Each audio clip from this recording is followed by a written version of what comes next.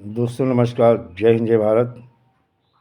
नाम रमेश सिंह, ठगी पीड़ितों की आवाज़ संगठन का संस्थापक और राष्ट्रीय अध्यक्ष। आज फिर दोस्तों मैं आप लोगों के बीच में उपस्थित हुआ हूं।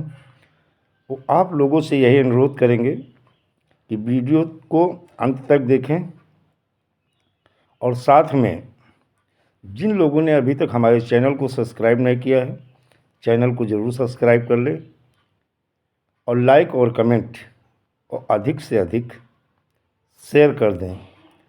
दोस्तों एक चीज़ जान लो कि मेरा जो जीवन है वो हमेशा जनहित, समाज हित और राष्ट्र के कल्याण के लिए ही। और अगर किसी भी व्यक्ति के अंदर मैंने अगर कभी पीड़ा देखी है, मेरा स्वभाव ऐसा है, तो वो पीड़ा मैं अपनी पीड़ा समझकर सदैव उस व्यक्ति के साथ खड़ा हो जाता हूँ जिन्हें अनावश्यक, चाहे वो शासन प्रशासन द्वारा या ठगों द्वारा परेशान किया जा रहा है या उनका उत्पीड़न किया जा रहा है, मैं उस हर व्यक्ति के साथ तब भी खड़ा था, आज भी खड़ा हूँ। आज मैं दोस्तों आप लोगों को केवल इतना बताना चाहता हूँ कि बहुत सारे लोग कहते हैं सर आपके विषय में तथाकथित संगठन के कुछ लोग बड़ा उल्टा सीधा लिख रहे हैं, गालियाँ भी लिख रहे हैं और वीडियो में भी गाली दे रहे हैं और बड़े बड़े आरोप लगा रहे हैं। इसका आप जवाब क्यों नहीं देते हो? सर इसका जवाब हम कहते हैं ना, कोई चीज़ समय से पहले अगर आप करते हो तो उसका परिणाम अच्छा नहीं होता है। समय आने पे इसका जवाब मिलेगा। जिन जिन लोगों ने कुछ कथा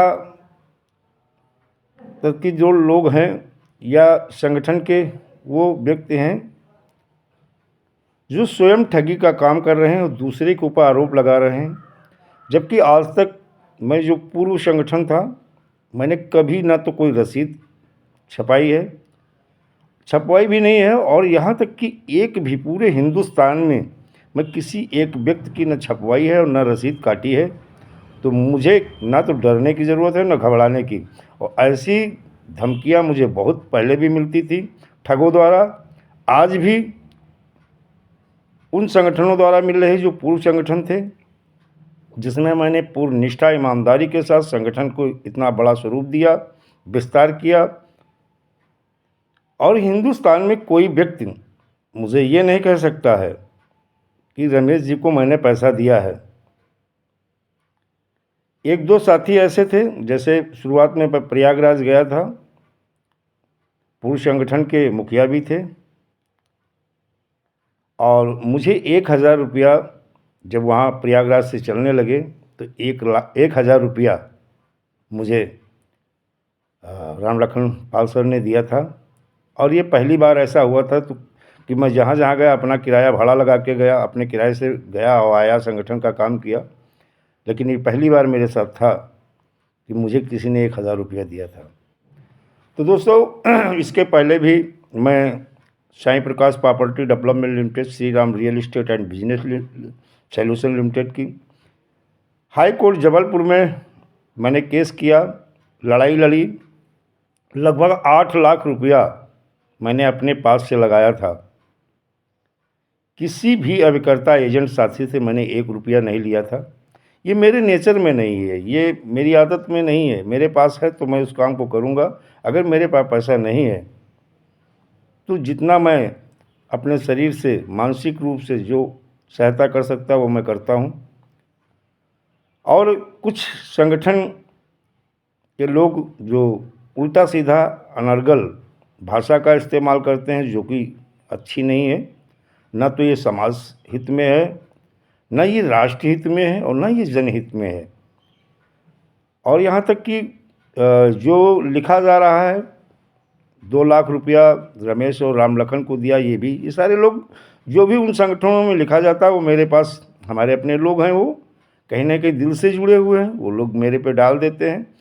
और उन चीज़ों को मैं अपने लीगल एडवाइज़र जो हमारे संगठन के हैं हाई कोर्ट के अधिवक्ता हैं, मैं उनको ट्रांसफ़र कर देता हूँ और विधिक राय ले रहा हूँ।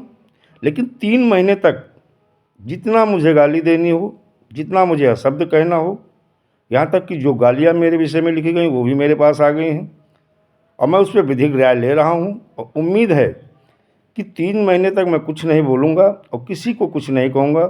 मेरा उद्देश्य केवल भुगतान रहेगा और जितने आरोप लगे हैं विद प्रूफ अगर आप दे सकते हो तो ज़रूर दीजिएगा। मैंने किसी से कोई पैसा नहीं लिया। पीआईएल में अभी तक जो मेरे पास जब मैंने लगाने की बात की थी, 3-4 साथी हैं जिन्होंने मुझे, किसी ने 2000, किसी ने 3000 और किसी ने 5000, 3-4 साथी हैं। मुश्किल से हमारे पास जो पैसा आया था वो 12,000 रुपया आया था, जो मैं स्पष्ट वीडियो के माध्यम से कर देना चाहता हूँ। और बाकी जो पीआईएल में पैसा लग रहा वो पैसा मैं अपने पास से लगा रहा हूँ, किसी व्यक्ति से या किसी संगठन से मैंने सहयोग नहीं लिया है और ना कोई दे ही रहा है, क्योंकि इतना तो मेरे विषय में इतनी उल्टी सीधी गंदी भाषा, भद्दी भाषा का उपयोग किया जा रहा है। लेकिन दोस्तों, उस पीआईएल में आप लोगों को ये बता देना चाहता हूँ, केवल अभिकर्ता सुरक्षा ही नहीं है, उस पीआईएल में पीड़ित जमाकर्ताओं के भुगतान को लेके भी जो मैंने आवेदन जहाँ जहाँ दिए हैं उसको भी मैं लगा रहा हूँ। उस जमाकर्ताओं को भुगतान को लेके देखिए, एक चीज़ मैं आपसे बता देना चाहता हूँ कि पीआईएल हम अभिकर्ता सुरक्षा के साथ, क्योंकि अभिकर्ता ही आंदोलन में 90% अभिकर्ता आता है और बाकी 10% निवेशक होते हैं। क्योंकि निवेशक एक ही बात बोलता है कि भाई मैंने पैसा आपको दिया था, आप जो करना करिए, मुझे पैसा चाहिए, हम कहीं आएंगे जाएंगे नहीं। बड़ी मुश्किल से 10% निवेशक आता, बाकी अभिकर्ता साथी होता है। तो दोस्तों, कहीं ना कहीं हम जो भुगतान को लेके पीआईएल में जो लगा रहे हैं वो अभिकर्ता सुरक्षा के साथ साथ हमारा भुगतान के लिए भी है। BUDS act 2019, PID act 2016, chit fund and money circulation act 1978, इनके तहत जो हम लोगों ने आवेदन किए हैं उन आवेदन की कॉपी भी हम हाई कोर्ट में लगा रहे हैं। जैसे कहते हैं कि कुछ तथाकथित संगठन के मुखिया कहते हैं कि पीआईएल खारिज हो जाएगी, पीआईएल दाखिल ही नहीं हो रही। ये 100% झूठ है। कल बृहस्पतिवार का दिन है, कल पीआईएल लगेगी। हम भुगतान को लेकर के और सुरक्षा को लेकर के मांग करेंगे, ये मेरा कर्तव्य है। हाई कोर्ट उसे देगा या नहीं देगा ये उनका अपना वो है कि हाई कोर्ट के न्यायाधीश महोदय का है कि भाई वो हमें देंगे या नहीं देंगे, ये उनका अपना मत होगा या उनका अपना जो विधि सम्मत तरीके से जो कानून में आता होगा उस आधार से काम करेंगे। हम लगातार भुगतान की मांग कर रहे हैं बट्स एक्ट 2019, पीआईडी एक्ट 2000 के तहत, 2016 के तहत। क्या सर आज तक आप लोगों को भुगतान मिला? मैं यही पूछ रहा हूँ, क्या भुगतान मिला किसी को? अगर भुगतान नहीं मिला तब भी हम मांग कर रहे हैं ना, सरकार से आंदोलन कर रहे हैं ना सर। लेकिन भुगतान नहीं मिला तब भी हम इस मांग को क्या बंद कर देंगे? नहीं, हम जब तक भुगतान नहीं पा जाएंगे तब तक अपनी इस मांग को मांगेंगे। हमारा जब तक पैसा नहीं मिल जाएगा तब तक हम आंदोलन करेंगे और विधि सम्मत तरीके से जो कार्य होगा वो भी करेंगे। अगर न्यायालय में जाना पड़ेगा न्यायालय भी जाएंगे और सरकार के ऊपर लगातार हम प्रेशर बनाएंगे। हम भुगतान की मांग करते रहेंगे जब तक पैसा नहीं मिलेगा। अब पैसा वो देंगे इसके लिए तो हम बाध्य कर देंगे, लेकिन अभी तक हम मांग कर रहे हैं, पैसा नहीं मिला तो क्या अपनी मांग बंद कर देंगे? हाई कोर्ट अभिकर्ता को सुरक्षा देगा या नहीं देगा ये अलग विषय है, लेकिन हम उनसे मांग करेंगे। हाई कोर्ट जमाकर्ताओं को बट्स एक्ट 2019 या पीआईडी एक्ट 2016 के तहत पीड़ित जमाकर्ताओं का भुगतान करवाएगा, उसके लिए आदेश करेगा या नहीं करेगा, हम मांग लेकिन करेंगे। वो करेगा या नहीं करेगा वो उनका विषय है, लेकिन हम हाई कोर्ट में इस चीज़ को रखेंगे। और जो बहुत ज़्यादा पैसे की मांग की जा रही थी कि सुप्रीम कोर्ट में एक बड़ा वकील करना पड़ेगा, 14 लाख रुपया लगेगा। सर पीआईएल में इतना पैसा लगता नहीं है, ये 100% झूठ है, केवल गुमराह किया जा रहा है। और जो कह रहे हैं कि हम हाई कोर्ट में 6 लाख लगेगा। तथाकथित संगठन के मुखिया कह रहे थे 6 लाख भी नहीं लगता है, कम पैसा लगता है, बहुत कम लगता है। और ये भी हम करके दिखाएंगे। कल बृहस्पतिवार है, PIL लग जाएगी अभिकर्ता सुरक्षा को लेकर के। और हम अभी 3 महीने तक तुम जितनी गालियां देनी हो गाली दे लो, जितना अपमान करना अपना, मुझे फर्क नहीं पड़ता है। 3 महीने तक केवल मात्र मेरा एक ही मिशन, एक ही उद्देश्य, एक ही लक्ष्य होगा, हर कंपनी के पीड़ित जमाकर्ता का भुगतान के लिए हम मिशन भुगतान पद यात्रा निकालेंगे। और पूरे उत्तर प्रदेश में ये यात्रा हर ज़िले में जाएगी। और जाने के बाद में सबका भुगतान सुनिश्चित करा के रहेंगे। इसी पीरियड में मुझे उम्मीद है कि उत्तर प्रदेश के माननीय मुख्यमंत्री योगी आदित्यनाथ जी से भी मिलने का मुझे टाइम मिलेगा, क्योंकि मुझे भरोसा है कई कैबिनेट मंत्री भी ऐसे हैं जिनसे मेरी बात हुई है, मुलाकात हुई है, और उनके साथ बैठे भी हैं और आगे भी बैठ करके माननीय मुख्यमंत्री महोदय से हम बात करेंगे कि जो अनियमित जमा योजना पाबंदी कानून सन 2019 है, जो कि देखा जाए 22 सर्कुलेशन कैबिनेट से मंजूरी मिल गई है, 16 अक्टूबर को नियमावली बना के केंद्र सरकार को भेज दी गई है, और जिसमें कर्ता धर्ता का उन्होंने शब्द दिया है। मैं ये भी जानने की मैंने मांग लिया है, अगर वो मुझे कागज़ मिल जाएगा तो, कि कर्ता धर्ता में कहीं अभिकर्ता साथी तो नहीं आ रहा है, उस चीज़ को भी क्लियर कर लेंगे। और अगर आता है तो इसे छत्तीसगढ़ की तर्ज पे अभिकर्ता साथियों के जो फर्जी मुकदमे पंजीकृत हुए हैं उन्हें वापस कराएंगे। और भुगतान जिस तरह छत्तीसगढ़ में कंपनियों की चल अचल संपत्ति जो फ्रीज हुई थी, सेल आउट करके 25 से 50% तक कुछ कंपनियों का भुगतान हुआ था, यह आंशिक भुगतान ही सही, लेकिन ये करवाएंगे, ये निश्चित है। और तब तक मैं किसी को कोई जवाब देना नहीं चाहता। लोग मुझसे कह रहे हैं सर कोई दिक्कत नहीं है। और मेरा जो देखिए, एक चीज़ मैं इतना कहूँगा, जाके ना गवे बेवाई का जाने पीर पराई।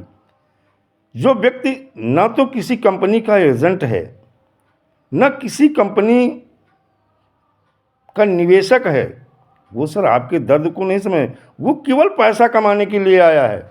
इस चीज़ को आप समझ लो। और जिन लोगों ने रसीद छपवा करके कटवाई थी, मुझे पता है वो ये समस्त उन लोगों को धमकी थी जो कल वीडियो में बोला गया है, वो मात्र धमकी थी कि जो है मैं 2 लाख का वो आ गया, कुछ नहीं आया। ये 101% झूठ बोल रहा है। और ये उन लोगों को धमका रहा, डरवा रहा, जिससे कि संगठन छोड़ के न जाएं, कि मैं FIR कराऊंगा, ऐसा कराऊंगा। सर इतनी बायलॉज में 5,000 रुपये तक लेने का लिखा हुआ है, 15-15, 20-20 हज़ार रुपये किस बात का लिया गया है, वो चीज़ें क्लियर होंगी कि 180 कार्य दिवस में 3 गुना पैसा दिलाने का जो पैसा लिया गया है, बहुत कुछ बनता है सर। मैं इस पर विधिक राय ले रहा हूँ। मैं ठग कंपनी और ठग क्रेडिट कोऑपरेटिव सोसाइटी से ही नहीं, मैं उन ठग संगठनों से भी आप लोगों का पैसा वापस कराऊंगा जो गुमराह करके, झूठ बोल करके जो आप लोगों से धन वसूली की गई है। मैं चैलेंज करता हूं और मैं आप लोगों को भरोसा दिलाता हूं, ये पैसा भी मैं आपको वापस दिलाऊंगा जो ठग संगठनों द्वारा आपसे ठगा गया है और आपका 180 दिन में मूलधन तक नहीं दिलाया गया है, 2-3 गुना की बात कही गई है। तो इस पे भी मैं आगे काम करूंगा। लेकिन 3 महीने तक दोस्तों मैं किसी को, चाहे आप मेरी माँ बहन बेटी की गाली दे लो, चाहे जो कुछ कर लो, तब तक मैं वहीं आपको जवाब दूंगा। और ये वीडियो आज मुझे इसलिए बनाना पड़ा कि कई लोग, बहुत सारे लोग उत्तर प्रदेश से ही नहीं, हिंदुस्तान के अन्य राज्यों से मेरे पास फ़ोन आए कि सर ऐसा ऐसा आपको ग्रुप में लिखा है, आप जवाब क्यों नहीं देते हो। मुझे जवाब देने की ज़रूरत नहीं है, हर चीज़ का जवाब समय और वक्त दे देता है, हमें देने की ज़रूरत नहीं है। और एक चीज़ और आज मैं क्लियर किया, आज मेरा वीडियो थोड़ा बड़ा हो जाएगा। एक चीज़ और मैं क्लियर कर देना चाहता हूं दोस्तों कि मैं मात्र एक साधारण इंसान हूं, कोई मसीहा नहीं हूं, कोई भगवान नहीं हूँ।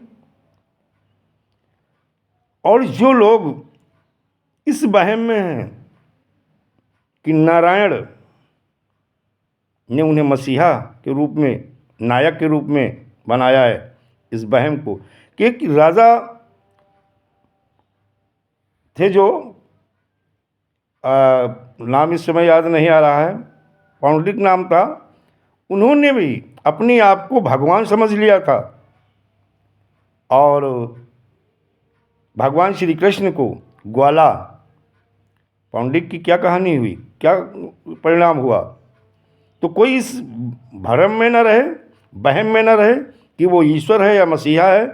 आज भी किसी ने लिख के डाला है, भगवान की तुलना दी है कृष्ण की। पौंडरिक भी इसी वहम में था कि मैं नारायण हूँ, मैं वासुदेव हूँ, लेकिन सच्चाई ये थी जिसे कृष्ण को ग्वाला समझ रहे थे वही नारायण है और वही वासुदेव थे। और पौंडरिक का क्या हुआ आप लोगों से छुपा नहीं। तो कोई अपने आप को मसीहा, कोई अपने आप को नारायण अगर समझता है तो मैं पौंडरिक की कथा मुझे याद आती है, कहीं इसी वहम में, पौंडरिक के वहम में लोग हैं और ये वहम वहम ही रहेगा। नारायण जो है वही है। और एक चीज़ मैं दोस्तों और आपको क्लियर कर दूंगा कि जो नायक की बात होती है कि ईश्वर ने नायक अपना चुन लिया है, ये सही है। ईश्वर ने नायक और खलनायक दोनों चुन लिए हैं। अब आप लोगों को समय आने पे, समय के गर्भ में है, समय आने पे आपको पता चल जाएगा कि भुगतान का नायक कौन है और भुगतान का खलनायक कौन है। मैं वादा करता हूँ, मृत्यु और ज़िंदगी ये ईश्वर के हाथ में होती है, ये हमारे हाथ में नहीं है, किसी के हाथ में नहीं है, ये ईश्वर के हाथ में होती। कर्म मेरे हाथ में है और हम भुगतान के लिए वो सारे कर्म करेंगे, कुकर्म नहीं करेंगे। किसी को गाली नहीं देंगे। मुझे कोई गाली देता तो फर्क नहीं पड़ता है।